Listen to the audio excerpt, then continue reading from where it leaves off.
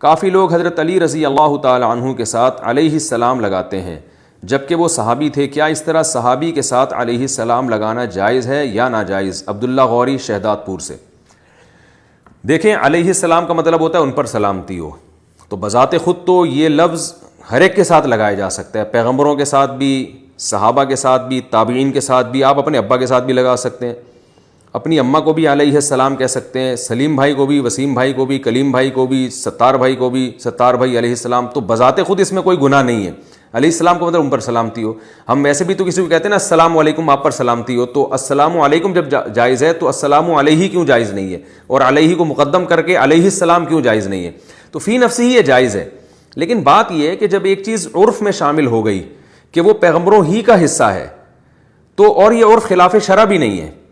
یعنی عرف میں ایک چیز سرایت کر گئی ہے کہ مسلمانوں میں یہ رواج پیدا ہو گیا ہے کہ صرف پیغمبر کے ساتھ علیہ السلام لگایا جاتا ہے۔ تو جب ایک رواج پیدا ہو گیا ہے اور رواج کے غلط ہونے کی کوئی شرعی دلیل بھی نہیں ہے، تو یہ پھر پیغمبروں کا عرف میں خاصہ بن چکا ہے۔ اب اگر کسی صحابی کے ساتھ آپ لگاتے ہیں تو یہ شبہ پیدا ہوتا ہے کہ گویا یہ ان کو پیغمبر سے ملا رہا ہے۔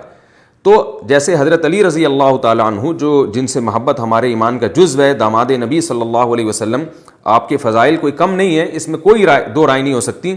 لیکن اگر آپ باقی صحابہ کو رضی اللہ عنہ کہتے ہیں اور حضرت علی کو علیہ السلام کہتے ہیں تو اس سے یہ وہم ہوتا ہے کہ آپ حضرت علی کو باقی تمام صحابہ پہ فضیلت دے رہے ہیں، جو اہل سنت والجماعت کا مذہب نہیں ہے۔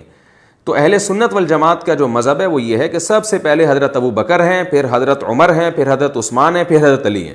تو یہ ترتیب ہے۔ تو یا تو سب کے ساتھ علیہ السلام لگائیں، اور ظاہر ہے نہیں لگایا جاتا کیونکہ یہ ایک پیغمبروں کے ساتھ لگانے کا عرف ہو گیا ہے، تو اس سے یہ وہم ہوتا ہے گویا وہ پیغمبر ہیں۔ تو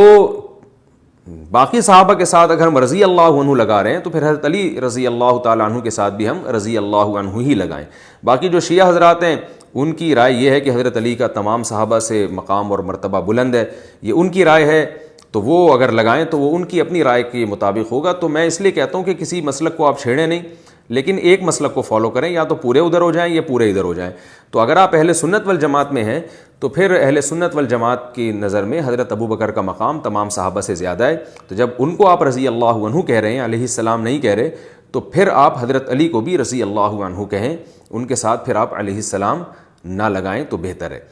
تو باقی مسئلہ یہ ہے کہ میں نے بتایا کہ فی نفسی علیہ السلام کسی کے ساتھ بھی لگا سکتے ہیں، لیکن عرف بن گیا ہے پیغمبروں کے ساتھ لگانے کا،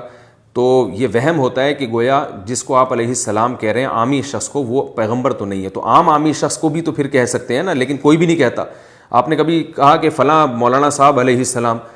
تو کوئی یہ کہے کہ اس کی دلیل کیا ہے ناجائز ہونے کی؟ بھئی دلیل عرف ہے، اس کے غلط ہونے کی دلیل عرف ہے، عرف میں نہیں لگایا جاتا، تو عرف میں صرف پیغمبروں کے ساتھ یہ لگایا جاتا ہے۔ تو شرعی لحاظ سے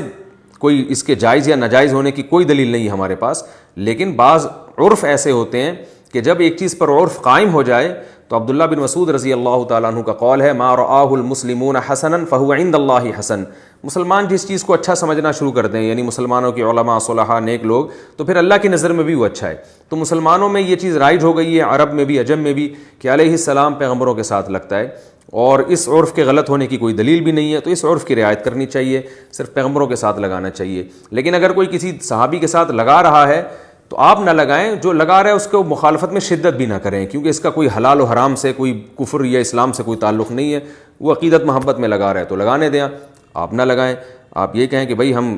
جو ہے یہ لفظ ہمارے عرف میں انبیاء کے ساتھ خاص ہے تو ہم اس کو نبی کے ساتھ ہی خاص رکھیں گے۔